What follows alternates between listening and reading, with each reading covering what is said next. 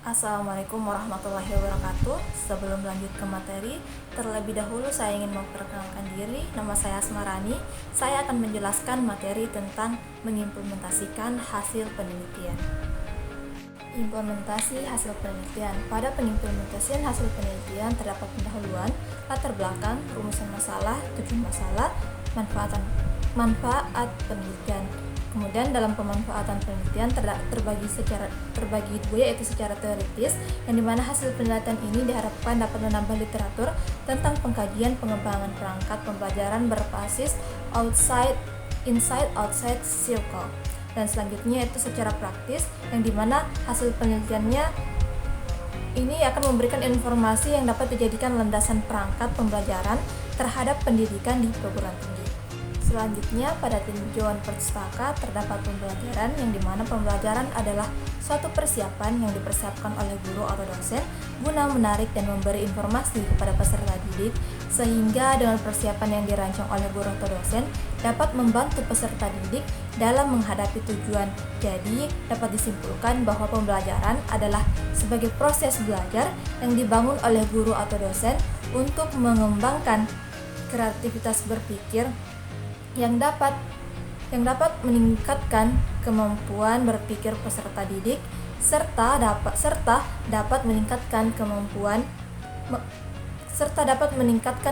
mengkonstruksi pengetahuan baru sebagai upaya meningkatkan pengetahuan.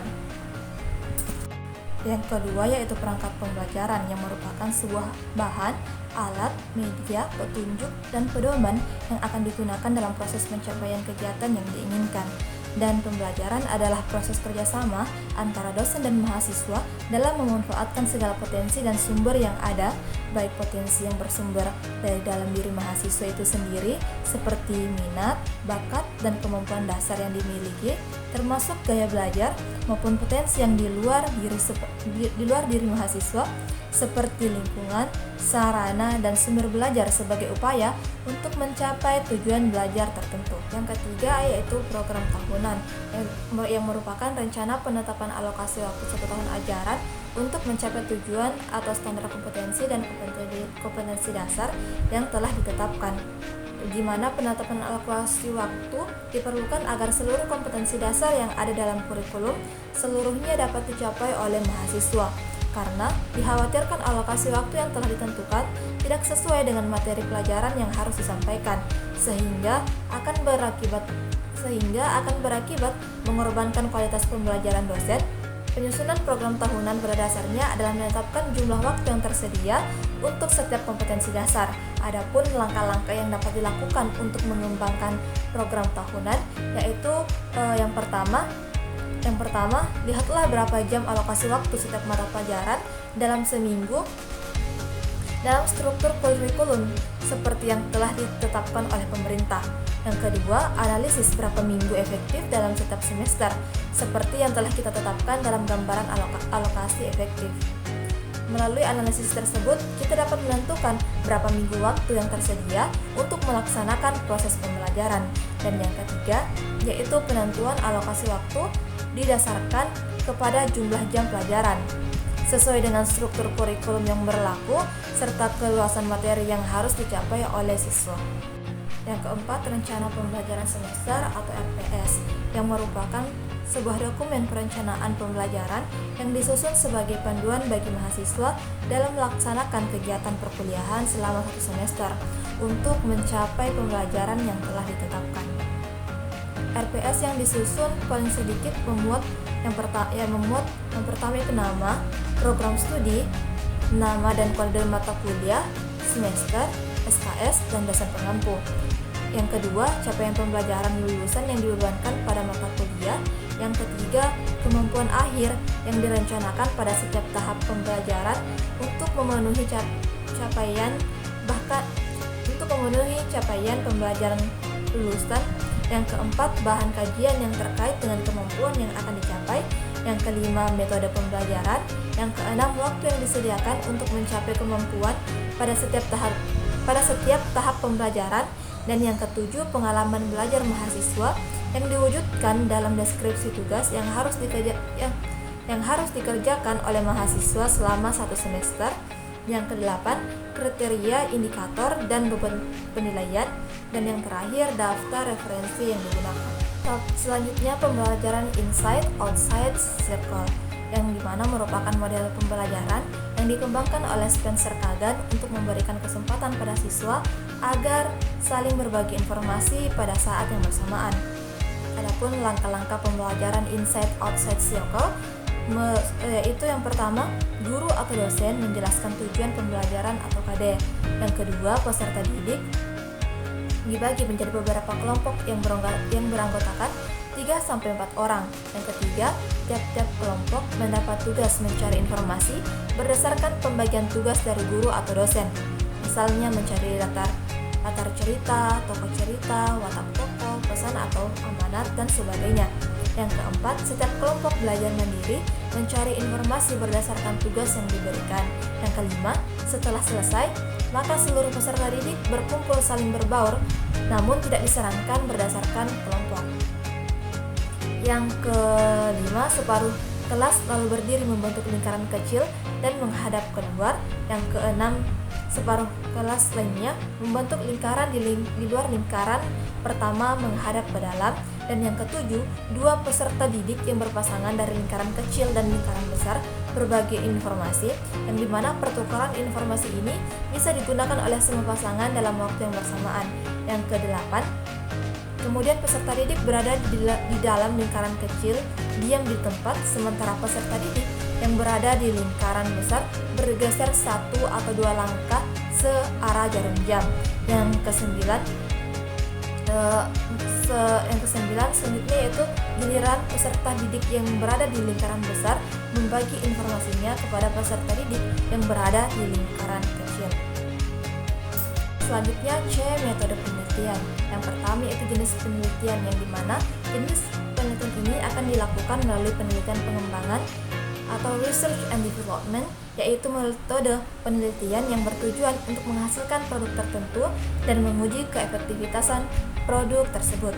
Tujuan penelitian ini adalah mengembangkan perangkat pembelajaran berupa peta konsep atau PK, rencana perkuliahan semester atau RPS, bahan ajar atau BA, rancangan tugas kelompok mahasiswa atau RTKM, dan lembar penilaian hasil belajar mahasiswa atau LPHBM yang sesuai dengan pembelajaran berbasis inside outside circle atau EOC. Yang kedua, populasi dan sampel penelitian. Populasi penelitian ini adalah semua mahasiswa dengan teknik sampel yang digunakan adalah purposing sampling. Yang ketiga, lokasi dan waktu penelitian. Dan yang keempat, instrumen penelitian, yang dimana penelitian ini akan menggunakan 4 instrumen penelitian, yaitu observasi, angket, tes, dan dokumentasi. Yang kelima, prosedur pengumpulan data. Dalam prosedur ini, penelitian menggunakan model pengembangan perangkat yang disarankan oleh Tyagarajan dan Semol yang dikenal dengan 4D model, yang dimana model ini terdiri dari 4 tahap pengembangan, diantaranya define, decide, develop, and disseminate. Yang keenam, teknik analisis data.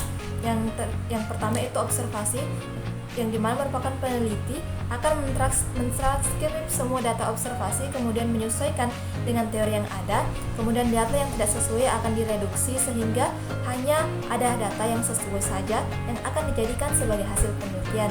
Yang kedua yaitu angket, yang dimana peneliti akan menghitung skor sikap mahasiswa dan dosen terhadap pembelajaran berbasis inside outside circle berdasarkan angket untuk menentukan skor penelitian. Penggunaan skala Likert. Sugiono pada tahun 2014 menyatakan bahwa skala Likert digunakan untuk menganalisis sikap, pendapat, dan persepsi seseorang atau sekelompok orang dengan kriteria pemberian skor untuk setiap item ditulis dalam angka 1-5, yaitu yang pertama yang kelima sangat setuju, keempat setuju, yang ketiga netral, kedua tidak setuju, dan yang ketiga sangat tidak setuju.